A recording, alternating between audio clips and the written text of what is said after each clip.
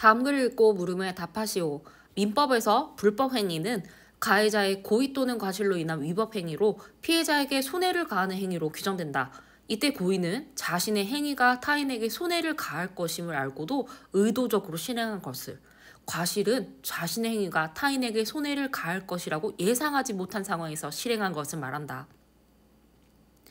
여기서 과실은 정상적으로 요구되는 의무인 주의 의무를 다하지 못한 것을 의미하며, 정상적으로 요구된다는 것은 사회적인 통념상 보편적인 사람인 사회평균인을 기준으로 한다는 것을 뜻한다.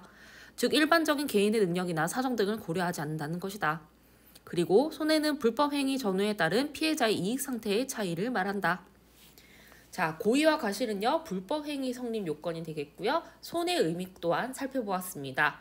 1문단은요, 불법 행위의 개념과 성립 요건에 대한 이야기였어요. 우리나라는 민법에서 피해자가 입은 손해는 가해자가 배상하도록 규정하고 있다. 손해배상 규정이 가해자가 배상해야 된대요. 이는 그 손해가 가해자의 불법 행위에 의한 것이므로 원래 상태에 가장 가까운 상태로 회복시켜야 한다고 본 것이다. 이러한 점에서 일반적으로 법적 정의가 구현된 것으로 받아들여진다. 피해자가 손해를 배상받으려면 가해자의 고의나 과실은 피해자가 입증해야 하고, 이를 법원에서 인정했을 때 가해자는 피해자가 입은 손해에 대한 금전적으로 배상을 해야 된다. 자, 그러면 여기서 손해배상이란 이야기가 중점적으로 나오죠. 이 문단에서는 손해배상의 개념과 방법에 대해서 이야기를 해줬어요. 3문단.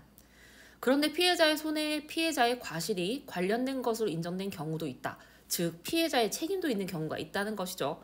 이때 고의에 의한 불법 행위라면 손해배상에서 피해자의 과실은 고려하지 않는다.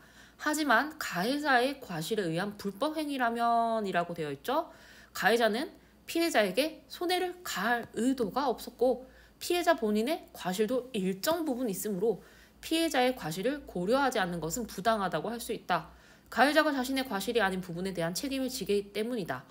이러한 시각에서는 피해자의 손해를 원래 상태에 가장 가까운 상태로 회복하는 것만이 아니라 가해자와 피해자 각각의 과실에 따른 책임을 고려해 손해에 대한 부담을 배분하는 것까지 법적 정의를 구현한 것으로 본다. 이것을 바로 배분적 정의라고 본다. 3문단은 배분적 정의가 구현돼야 되는 경우에 대해서 이야기를 해줬어요. 4문단입니다. 우리나라는 피해자가 입은 손해에 피해자의 과실도 관련된 것으로 인정된 경우에는 과실상계를 적용한다. 과실상계는 가해자가 지급해야 할 손해배상액 중에서 피해자의 과실에 해당하는 만큼을 감액하는 것을 의미한다. 이에 피해자의 과실에 대한 판단할 때도 사회평균인 기준으로 한다. 이는 과실상계를 공정하게 적용하기 위한 것으로 볼 수 있다. 과실상계의 적용 조건과 개념에 대한 이야기였습니다. 자, 나 문단 가보도록 할게요. 나에서 1문단. 불법 행위가 여러 명의 가해자에 의해 발생한 경우는 공동불법 행위라고 규정한다. 공동불법 행위가 가해자들의 고의 없이 과실만에 의해 발생했고 그 손해에 피해자의 과실도 있다고 인정될 때는, 즉 조건이 되겠죠. 가해자들이 부담해야 할 손해배상액에서 피해자의 과실에 해당하는 만큼을 감액할 수 있다. 그런데 공동불법 행위는 가해자의 각각의 과실이 피해자가 입은 손해에 미친 영향이 서로 다를 수 있다.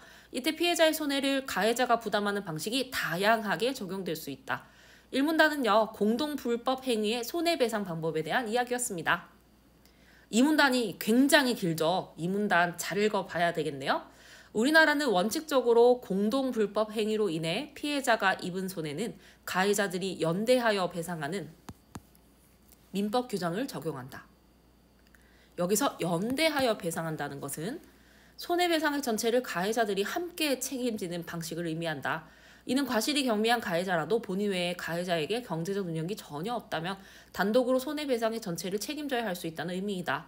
대신 피해자 입장에서는 자신의 입은 손해를 원래의 상태에 가장 가까운 상태로 회복할 가능성이 크다는 장점이 있다. 이 방식에 따르면 손해배상액은 가해자 각각이 피해자가 입은 손해에 영향을 미친 정도에 관계없이 가해자들이 공동으로 책임진다. 예를 들어 피해자 갑이 가해자 을과 병의 공동불법 행위로 100만 원의 손해를 입었을 때 갑을 병이 과실이 각각 10, 30, 60이 인정되면 을과 병은 갑의 전체 손해액 중에서 10%만큼의 감액된 금액, 왜냐면요, 피해자의 과실이 10%이므로 과실상계를 적용해서 10%를 감면합니다. 공동으로 배상해야 됩니다. 이것이 연대배상이란 거죠. 이때 법원에서는 과실의 비율만 판단하고 각자가 실제 배상할 금액을 지정해 주진 않기 때문에 을과 병은 법원이 판단한 과실의 비율을 기준으로 삼아 각자가 배상할 금액을 합의하여 정하게 된다. 만약 병이 파산 등의 이유로 경제적 능력이 전혀 없다면 을이 연대 책임제라는 이유로 90만 원을 모두 배상할 수도 있다. 연대 배상의 단점이 나와 있네요. 자, 이 문단은 연대 배상이라는 개념과 장단점에 대한 이야기가 나와 있었어요. 3문단입니다. 하지만 손해배상액에 대한 책임을 연대하는 방식을 적용하는 것이 적절하지 않은 경우도 있을 수 있다. 독립적으로 일어난 여러 불법행위가 우연한 이유로 하나의 손해를 일으켜 공동불법행위가 되는 때도 있는데 과실이 가장 적은 사람인데도 손해배상액을 전액을 배상하게 된다면 특히 부당하다고 여겨질 수 있기 때문이다. 우리나라는 자신이 부담해야 할 손해배상액보다 더 많은 금액을 실제로 배상한 경우 초과 부담한 만큼의 금액을 다른 가해자들에게 청구할 수 있는 권리를 인정하고 있다. 하지만 청구를 받은 가해자가 경제적 능력이 전혀 없으면 청구한 금액을 돌려받기 어려울 수가 있다. 자, 그러면 연두색은요, 연대배상이 적용될 수 없는 경우고요. 이 연대배상이 공정하지 않은 경우도 있다고 합니다. 그래서 3문단에서는요, 연대배상이 적절하지 않은 경우에 대해서 이야기를 해주었어요. 3문단입니다. 이를 고려해 판례에서는 예외적으로 연대배상이 아닌 가해자가 자신의 과실만큼만 개별적으로 배상하게 하는 방식을 취하기도 한다. 이 방식은 가해자들 사이에 공모행위가 없다는 것을 전제로 손해배상액이 거액이고 가해자 각각의 과실이 손해에 끼친 영향의 차이를 비교적 명확하게 비교할 수 있는 경우에 법원의 판단으로 적용될 수 있다. 이 방식에 따르면 법원이 피해자의 과실과 가해자 각각의 과실을 개별적으로 비교해 가해자가 실제 배상할 금액을 지정한다. 예를 들어 법원이 피해자와 가해자 1의 과실 비율을 1대1, 피해자와 가해자 2의 과실 비율을 1대3이라고 판단해 가해자 1, 2 각각의 실제 배상 금액을 지정할 수 있는 것이다. 이 방식에 따를 경우 피해자 입장에서는 가해자 각각에게 손해배상을 청구해야 한다는 어려움이 존재한다. 즉, 개별 배상의 단점은요, 피해자의 손해배상 청구에 어려움을 가진다는 것입니다. 하지만 장점도 있겠죠. 하지만 자신의 과실에 대한 책임만 부담한다면 된다는 점에서 이것이 가해자에게는 정당한 방식이라고 여겨질 수도 있습니다. 장점에 대해서도 이야기했습니다. 3문단은 개별 배상의 적용 조건과 장단점에 대한 이야기였습니다. 첫 번째 문제는요, 서술상 특징 파악하기네요. 1번부터 4번까지는요, 내용 자체가 없는 것이었고요. 5번 한번 살펴보도록 하겠습니다. 가와 나는 모두 불법 행위와 관련된 법률 규정을 밝히고 그 규정이 적용되는 양상을 다루고 있다. 정답은 바로 5번이었습니다. 5번을 살펴보면 되겠습니다. 사실적 정보 이해하기 내용 일치 문제가 되겠는데요. 이런 문제는요, 어디에 내용이 있는지 찾아가서 보는 걸 가장 추천드려요. 1번 선지는요, 가의 1문단에 나와 있었는데요. 1번 선지, 민법에서는 불법행위 전후에 따른 피해자의 이익 상태의 차이를 손해라고 한다. 맞는 선지가 되겠고요. 2번은 왜 틀렸나요? 법원이 입증하는 것이 아니라 피해자가 입증한다고 가문단에 2문단에 적혀 있었습니다. 똑같이 가의 2문단에 선지 3번에 대한 답의 근거도 있었는데요. 민법에 따르면 가해자는 피해자가 입은 손해를 금전적으로 배상해야 한다라고 적혀 있었습니다. 나의 3문단에 4번과 5번의 답의 근거가 있었습니다. 선지 4번 보도록 하겠습니다. 공동불법 행위 중에는 독립적으로 일어난 여러 불법 행위가 우연한 이유로 하나의 손해를 일으켜 발생하는 경우가 있다라고 했는데 맞는 선지가 되겠고요. 선지 5번, 공동불법 행위에서 가해자가 부담해야 할 금액을 초과해 배상했을 때 초과한 금액을 다른 가해자에게 청구할 수 있는 경우가 있다라고 했는데 맞는 선지가 되겠습니다. 일치하지 않는 것은요, 정답은 2번이 되겠습니다. 배분적 정의의 관점에서 A와 B를 평가한 내용으로 가장 적절한 것은? 자, 이것은 다른 상황에 적용하기 문제입니다. A는 연대배상, B는 개별배상이었는데요. 중심이 되는 관점을 잘 살펴보면 되겠습니다. 적절한 것은요, 정답은 3번이었는데요. 1번을 한번 보도록 하겠습니다. 자, 1번은 사회평균을 기준으로 할 때 뭐가 뭐보다 정당하다라는 얘기가 틀리겠습니다. 자, 여러분, 그리고 2번 선지에서 예상했다라는 것은요, 고의의 경우 피해자의 과실을 고려하지 않는다는 점이 중요하겠죠. 근데 나눈다 이런 부분은 성립될 수가 없을 것 같고요. 선지 4번 같은 경우는요, 이 부분이 전체 논의에서 맞지가 않겠죠.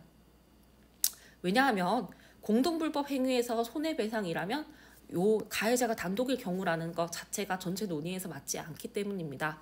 자, 선제 5번에서 손해배상액은 손해 정도에 대한 이야기인데 이 부분은 또 맞지 않는 이야기가 되겠습니다. 정답은요 바로 3번이었는데요. 3번 선지 살펴보겠습니다.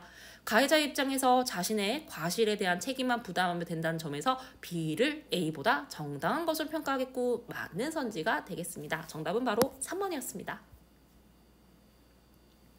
핵심 내용 이야기 추론 문제입니다. 추론의 근거는 바로 지문 속에서 찾자. 자, 그러면 과실상계를 공정하게 적용하는 것에 대한 이야기였죠. 공정하게 어떻게 적용해야 될까요? 정답은 바로 4번이었습니다. 동일한 기준이라는 것이 있었죠. 가에서 4와 1문단을 살펴봤어야 되는 건데요. 사회평균이란 기준이라는 것이 있었는데 이것과 연관이 되었습니다. 즉 개인의 능력이나 사정은 고려하지 않는다는 것이었죠. 그래서 동일한 기준이란 것이 가장 중요한 거였어요. 정답은 4번입니다. 구체적 상황 적용하기 문제가 되겠습니다. 보기는 가나의 내용을 학습하기 위한 자료의 일부이다. 가와 나를 읽은 학생의 보기에 대한 반응으로 적절하지 않은 것은 사건 당사자 A, 법인 B사 CC. A 법인은 부주의로 오류가 있는 경제보고서를 작성했다. B사는 이 보고서를 근거로 한 투자 상품을 CC에게 판매했는데 이 과정에서 B사는 투자 유의사항을 제대로 설명하지 않았다. 그리고 CC는 잘못된 판단으로 성급하게 투자를 결정해서 10만 원의 손해를 입었다. CC는 자신의 손해가 A법인과 B사 때문임을 주장했다. 판결 결과 법원은 이 사건이 A법인과 B사의 과실만에 의해 발생한 공동불법 행위라고 판단하며 과실만에 의해라는 뜻이 뭐죠? 고의가 아니다라는 초점이 되겠습니다. CC의 과실도 인정했다는 거죠. 법원은 A, 법인 B, B사, CC의 과실 비율을 30, 60, 10%로 판단하고 A법인, B사 각자가 실제 배상을 금액을 지정해 주지 않았습니다. 실제 배상할 금액을 지정해 주지 않았다? 무슨 단락이었죠? 그렇습니다. 연대하여 배상하는 방식을 떠오르면 굉장히 좋겠습니다. 그럼 적절하지 않은 거 고르러 가보도록 할게요. 1번은 맞고요. 2번 보시면 나의 이문단을 참고하면 되겠습니다. 정답은 바로 3번이었습니다. 자, A법인이 과실이 B사보다 작다고 판결한 것은 A법인은 30이었고 B사는 60이었죠. B사가 파산하여 경제적 능력이 없더라도 A법인이 단독으로 책임질 필요가 없다고 본 것이군. 아니죠. 나의 이문단에 A법인이 90% 과실을 단독으로 책임져야 할 수도 있습니다. 그렇습니다. 파산하면 한 사람이 다 책임을 질 수가 있겠죠. 한 파트를 전부. 자, 4번 선지 보도록 할게요. 지정해주지 않은 것은 연대하여 배상해야 된다. 나문단에 전체적으로 나와 있었고요. 정상적으로 요구되는 의무를 제대로 지키지 않은 것이라고 본 것이군. 그렇습니다. 가의 1문단에 주의의 의무를 다하지 못한 것과 연결시켜줄 수가 있겠습니다. 구체적 상황 적용하기 본문과 연결해서 살펴보면 되겠습니다. 이 문제의 정답은요. 바로 3번이었습니다. 어휘의 문맥적 의미 파악하기 문제입니다. 이번에도 맥락이 가장 중요해요. 자, A는 무엇이 되게 하거나 여기다 라는 것이었는데요. 그것과 가장 유사한 것은요. 그렇습니다. 정답은 바로 5번이었죠. 그는 근면을 신조로 삼아 최선을 다해 살았다가 가장 적절하게 했습니다. 이번에 있는 사마가 무엇이 되게 하거나 여기다가 맥락에 맞는 것이었습니다. 정답은요. 바로 5번이었습니다.